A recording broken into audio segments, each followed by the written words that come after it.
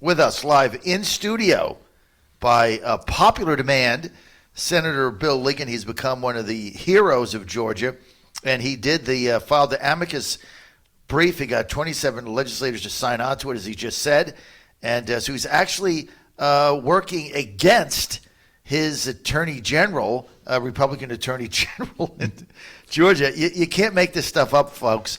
We're live in Bill Ligon's hometown of Brunswick, Georgia. What a beautiful town this is. So you did this amicus brief, this friend of court brief yesterday. You got 27 legislators to sign on to it, which is going in opposition to your Republican attorney general who's arguing the case the other way. How is this going to play out, Bill? Well, I think the Supreme Court is going to have to look at all of these briefs, and they're going to have to decide, first of all, whether or not they're going to hear the case, and then hopefully they'll do that, and it'll move on to the merits, and hopefully we'll get a good decision. You know, one thing for sure, when you go to court, you really never know what's going to happen. I think that some good faith arguments have been made, and you know, I see this just as another something that we can do to try to fight this battle. I believe that the people of the state expect us to be fighting this battle, and hopefully we'll get a good result out of it. How difficult was it for you to get 27 people to sign it? Well, you know, this was filed by a senator, and so our influence in the House is not quite as great. I know that, you know, there are a lot that didn't sign it. They had their own reasons, I'm sure. I don't know all of those reasons. But I know a lot of them, the ones that signed, I'm very grateful that they did. We had 15 senators that signed it, and I think that will make a statement to the court, and we'll just see what happens. The 15 senators that signed it, can we assume that those were probably the 15 that would have signed on to your petition? Can I make that assumption? Well, we had a little more trouble with that petition. I think one of the arguments that was being made in our caucus was, well, you know, we think this is an issue that needs to be brought before the courts. The courts would need to look into this and see whether there's fraud. And so when we were having these discussions that very night, the state of Texas filed its suit. And so the next morning I was able to go in and say, hey, look, guys, yesterday you were asking for court action. Here it is. Let's grab a hold of this and let's run with it. And so we were able to secure those 15 that agreed to join in with this brief. Well, that was a courageous effort, I can tell you that, Senator. And I know that yourself, Brandon Beach, Senator Dolezal, Greg Dolezal. Greg Dolezal. I got to get his name right. Greg Dolezal, and of course Burt Jones. You guys have been very courageous and just trying to, like you said when you walked in, something was wrong, right? That's right. You're just trying to get to the bottom of it. And of course, if you don't fix it, it's going to happen again. That's the other issue. Joining us now, Congressman from the South Georgia area, Congressman Buddy Carter. Congressman, thanks for joining us. You're on the John Fredericks Show. I'm live in Brunswick, Georgia, and we're with Senator Bill Ligon, one of your constituents. And Congressman, thank you for being with us. Well, thank you for having me, and thank you for being here. This is important, and we appreciate your interest in you being here, and we appreciate all the good work that Senator Ligon is doing as well. He's been a warrior, Congressman Carter, no question about it. I've done a 12-city and 12-day tour in Georgia. Brunswick ends it until Friday. I get the weekend to recuperate, and then I'm back on the road in Georgia Monday, Tuesday, Wednesday in a bus tour with Vernon Jones. Sonny Perdue is going to be with us, your former governor, Secretary of Agriculture. So we're going to be doing that Monday, Tuesday, Wednesday. So we're going to keep going around Georgia. Buddy, tell us about, Congressman Carter, tell us about, you got over 100 congressmen to sign on to the Texas legislation. Can you share how that came to be and what your thoughts are on that, sir? Well, the amicus brief that we signed and that we filed yesterday, it was certainly something that I think is going to help, and I think is very productive, and something that it certainly needed to be done. We certainly appreciate Texas and Louisiana and the lawsuit, or the suit that they're bringing before the Supreme Court. I think it's necessary. look, regardless if you're a Republican, a Democrat, or independent, all of us want the same thing, and that is fair, transparent, honest elections. Mm-hmm. And the federal government does play a role. Now, there are many people in Washington, many of my colleagues in Congress who are arguing, well, these are state rights and we shouldn't be interfering with state rights. But I would submit to you that the federal government, and i.e. Congress, has the responsibility of making sure that we have valid and integral elections. In other words, that the validity and the integrity of our elections are upheld. Now, granted, it is the responsibility of the states to administer those elections, but the validity and the integrity of those elections are the responsibility of Congress. So I'm proud today, and I'm glad, and I wanted to sign that amicus brief. It was put together by the Republican Study. Congressman Buddy Carter, Republican, South Georgia. Tell me, what do you believe the chances are? You got 18 states that signed on to this. I'm going to get Bill involved here, too. I mean, why wouldn't the Supreme Court hear this? I don't know what the result will be, but why wouldn't they hear it when you got 18 states signed on to it and over 100 elected congressmen in the United States? Well, that's a good question, and my hope is that they will hear it. And you know, I've heard both ways. I mean, the scuttlebutt up in Washington is, oh, they're not going to hear it, they're going to dismiss this. And then I hear others say, well, they're just as you pointed out, why wouldn't you hear it? These are legitimate concerns here. I mean, look, the crux of the problem here in the state of Georgia was these absentee ballots, was this consent decree that the Secretary of State entered into with the Democratic Party. The rules, the regulations, the laws of the administration of an election are set forth by the legislature. Yet he entered it, and part of the executive branch here, the Secretary of State, entered into a consent decree without the approval, without the blessing of the Georgia General Assembly. That, to me, is the crux of the problem. Well, Bill? Sure. I think that the argument against the Supreme Court hearing the case is that the state does not really have standing. Texas does not have the standing to bring this suit because they're not an individual, they're not a voter. And I've been thinking about this. I'm not, a constitutional scholar, but when you look at our system of governance, our states do have certain rights, and they're seen in our structure of government as entities. And in fact, when you look at how the power is administered throughout the United States, when this country was founded, when it was being established, you have this balance with the House of Representatives, then each state has to have 2 senators to try to structure that.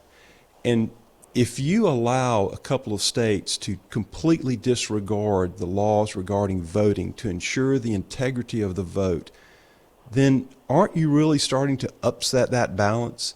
And you're denying those states that are doing the right thing some of the protection that they should have in terms of what kind of a national government we'll have in America. I mean, and I think that it's a serious argument, a serious position that's being advanced, and I'm hopeful that the court is going to take it up and really look at that and address this, because we can't continue like this. Some are saying, well, if the Supreme Court takes it up, the country's gonna, burn up, and there'll be violence, it'll fall apart. But I'd suggest to you that it's going to be much worse if we continue allowing fraud like this and these irregularities in these elections to continue, because people are mad. People are really upset about what has happened here. Well, I got to tell you, Congressman Carter, I've been in Georgia for 5 weeks. I've taken probably 200 to 300 phone calls from Georgians. I've got one online. I'm going to plug her in a minute here. And I've never seen anger like I've seen here in 5 weeks. This makes the Tea Party look like child's play. I mean, I've never seen anger like this. People are really upset in Georgia. They think the election was stolen from them. They don't think their leaders are standing up for them. They look at the January 5th runoff as just more of the same. Raffensperger just added another 20 drop boxes. The newspaper I started here, GeorgiaStarNews.com, we have a piece up there today. 78% of all of the ballots that came from the drop boxes have no chain of custody. Zero. I mean, nobody knows how the ballots got there. Nobody knows how they got delivered. There's no chain of custody, which is part of the law. So that's what's frustrating people. No question about it. All right, I'm going to get to the phone lines. Let's get Debbie from Fulton County, Georgia. You're on with Congressman Buddy Carter and State Senator Bill Ligon. Go ahead, Debbie. I'm from Folkston, Georgia. I'm sorry, Charlton Debbie. Where? Folkston, Georgia, Charlton County. Okay, got it. Sorry. Go ahead, Debbie. I've got about 3 questions for them real quick. Go ahead. First, I want to know if and when we're going to get a full forensic audit of these machines. I came from a computer background, and just watching a little bit, I see all kind of areas where things can be hinky. You know, if the people running that particular location are inclined to cheat, it would be very easy. I want to know, I want an investigation for who benefited from bringing Dominion in. Did the governor or the Secretary of State have any financial benefit, or that they gained something? I know that there's always a, you know, if you buy this, we'll do this for you kind of thing. You know, what do they call it, pork or garbage like that. So I want that investigated. I want to know how they feel about that. And I want to know who knew about the agreements between Stacey Abrams' group and the Secretary of State. All right, Debbie, 3 great questions. And Debbie, I'm sorry, you're from what county? Folkston, Charlton, Georgia. Where's that? She's in Charlton County, which is south of us. Southeast. South of us. Right. Is it in your district? I have part of Charlton County, yes. So it's in your district, and it's probably in Congressman's district, right? Yes. Okay. Yes. Thank you, Debbie. Actually, Charlton County. I'm trying to get to know the beautiful area down here. By the way, thanks for having me. So we got 3. Thank you, Debbie. Okefenokee Swamp. Okefenokee Swamp. All right, I got it. So I'll start with Bill. Debbie's got 3 questions. Are the machines going to be audited? Did anybody get gain from this? And what's the deal with the consent decree? Sure. And then I'll go to Buddy. Okay. Well, we have asked for the forensic audit of the absentee ballots, and I agree with you. We need to have an audit of the machines as well, because there are certainly a lot of questions floating around out there about these machines. I personally believe that the fraud occurred in the absentee ballot process. We saw just good old-fashioned ballot stuffing in a variety of forms with that. Jumping to the third question, I believe that, let me put it like this. Well, let's go to the second question. I'm not sure. I mean, you have to, there could be an investigation. I can't answer your second question for you. We just, no one knows. No one knows. And we just need to look into this and go to the third point again. And the third question is, well, Brandon Beach said the first time he saw the consent decree was when he read Linwood's lawsuit, and he said he almost fell out of his chair. Well, that's right. We did. The legislature did not see that, and actually we had, if you remember, we suspended our session because of COVID, and then we came back in right around sometime in early mid-June, and it was not brought up. So we did not know about that, and frankly, I didn't know about it until this whole issue got started. Let's get to Congressman Buddy Carter with us, representing South Georgia. Congressman, what do you make of all this? Well, 2 things here. First of all, Senator Ligon is exactly right. The consent decree is the problem here, because here we have the Secretary of State and entering into a consent decree without the approval, without the knowledge even of the state legislature. That is the crux of the problem in my mind. And Senator Ligon is also correct in the sense that the biggest problem has been with the absentee ballots. My office and all congressional offices throughout the state have been inundated with calls from people who are saying, I've lived here for 10 years, and I just got 4 absentee ballots in the mail for somebody who lived here 10 years ago. That's what we're talking about. He's exactly right. That's incredible. I'm receiving pictures of ballots. This is for the January election. The 5th January. The January 5th election. people are sending it to me and they're saying this person lived in this house 15 years ago. And they're getting a ballot. And they're getting the ballot. And in this instance, the person happened to know that person. They called them and asked, did you request an absentee ballot? And the person said, no, I did not. So how are they getting them, Congressman?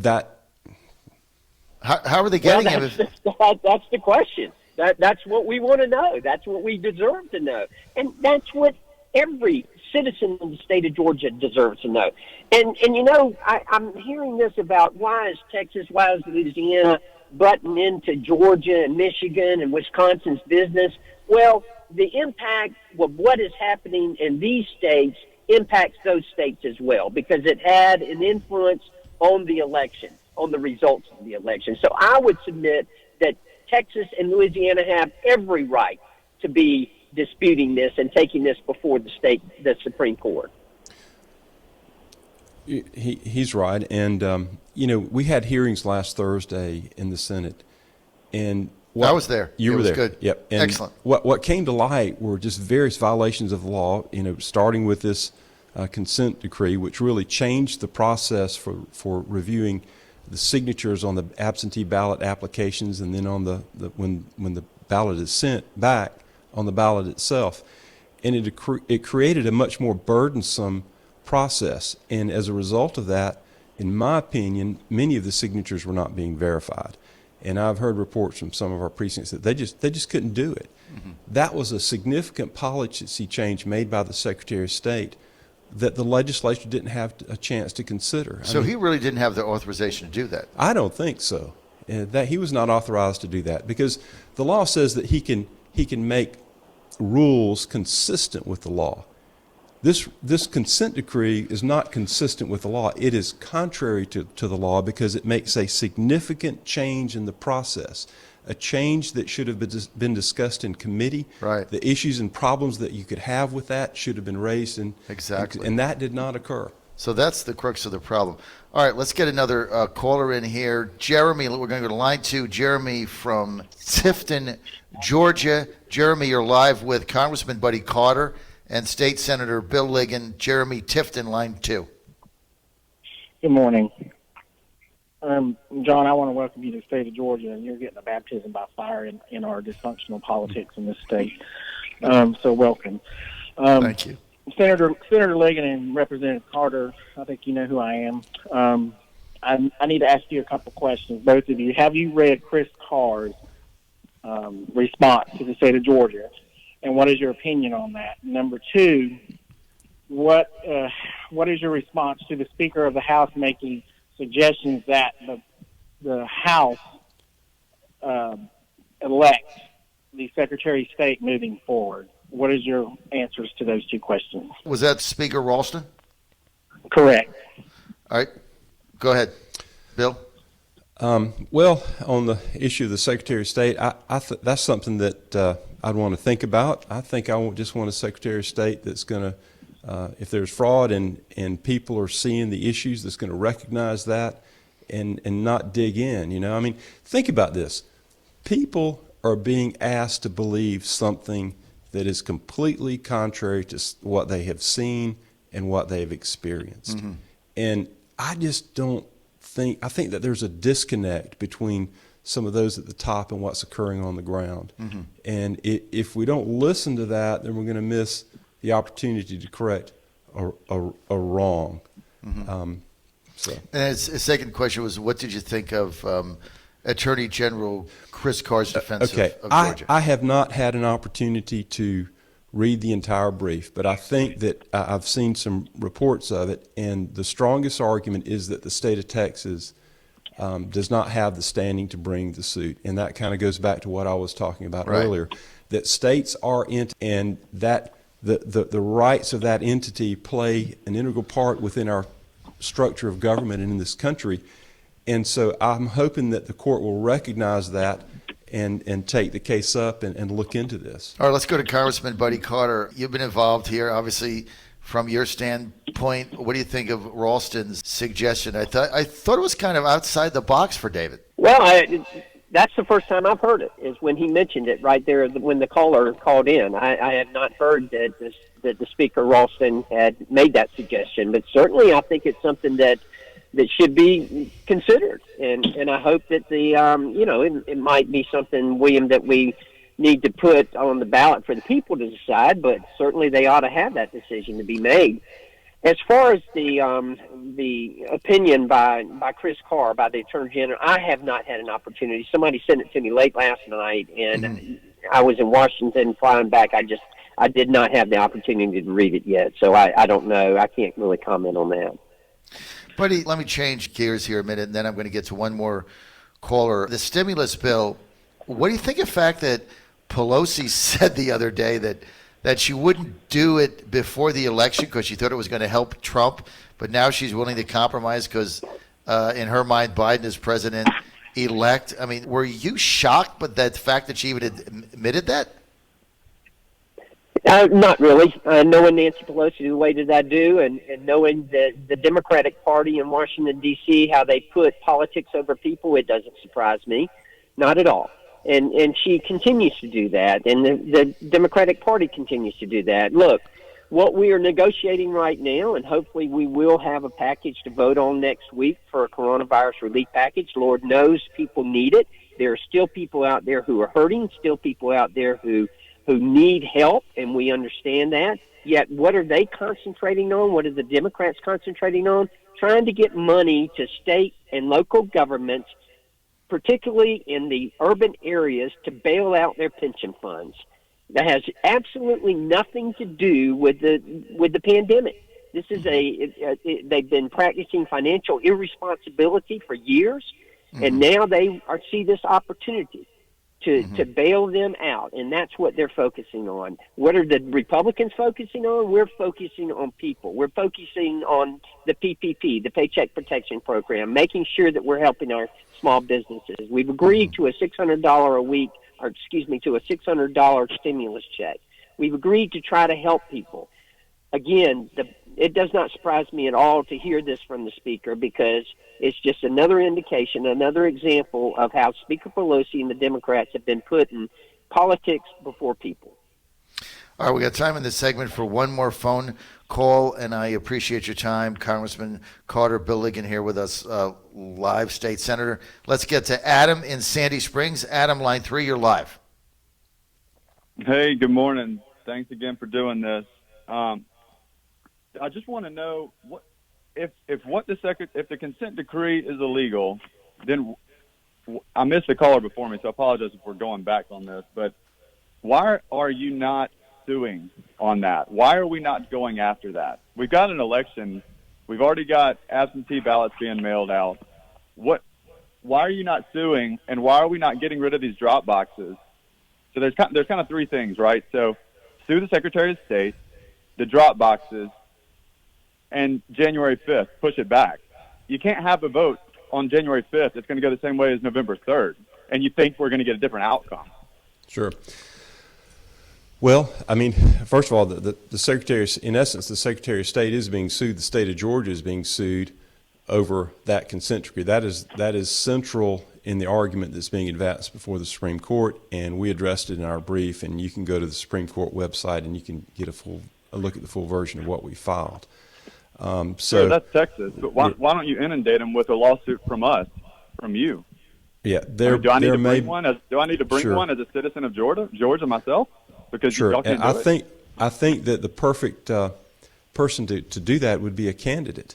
That a candidate could possibly bring in action to like stop Loeffler That's or right. Purdue. That's right. Like Loeffler or Purdue could sue. Loeffler or Purdue could sue Raffensperger, saying that the January 5th runoff is outside of the law, and the drop boxes have no chain of custody. 78%, no chain of custody. They're outside the law. And the other thing, he just added another 20. I mean, the whole thing is corrupt, and he adds another 20. It defies all logic. Let me talk about the drop boxes, because we addressed this in our brief as well. I think that the drop boxes are illegal. There's no authorization within the Georgia code to do that. In fact, the code says that when you go to vote, I mean, it has to be in a place where it can be seen and observed. There's no supervision now that the Secretary of State will say, well, we have cameras that are watching those, but there's no good chain of custody for that box going from the drop box place back to the poll. It's really a mess, it's going beyond what the law allows, and it should be stopped. Buddy Carter, final word on this. Again, as I said, I know that people may look at this and say, "Oh, this is sour grapes. The election didn't turn out for the president like you wanted it to." But that is not the case here. Whether you're a Republican, whether you're a Democrat, whether you're an independent, you want fair, transparent, honest elections. That's what's at stake here. As Senator Ligon has pointed out numerous times during this discussion here, our democracy is at stake here. If we do not have confidence in our electoral process, if the citizens don't have that confidence, then we've lost our democracy. That is the whole key here. We've got to get this right. And John, I think you mentioned it earlier. Listen, we got to get this corrected and for future elections, and we do have to get it corrected. You're right. Congressman Buddy Carter, thank you for being with us. I know your time is, you got other things to do.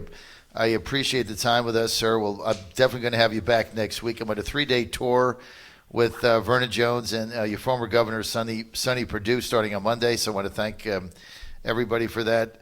Buddy Carter, thank you, sir, for being with us. I really do appreciate the time.